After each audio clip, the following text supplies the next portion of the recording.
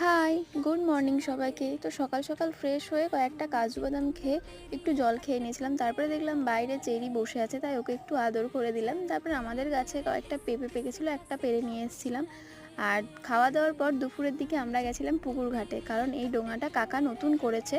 তাই আমাদেরকে দায়িত্ব দিয়েছিল যে পুকুরের জলে একটু চালিয়ে আসতে, দেখতে যে কোথাও থেকে জল ঢুকছে নাকি।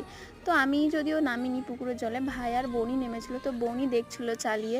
তো দেখো ওরা চালিয়ে কত দূর চলে যাবে। আমরা এটাকে ডোঙাই বলি, তোমরা কে কী নামে বলো অবশ্যই কমেন্ট করে জানিও। তারপরে বাড়ি এসে খাওয়া দাওয়ার পর মা বললো তালের মাড়টা করে দিতে, তো তালের বড়া হবে তার জন্য। তো আমি সেটা করে দিয়ে বিকেলের দিকে আমি আর বোন দুজন মিলে চলে গেছিলাম একটু বাজারে আইব্রো করাতে, মানে পার্লারে।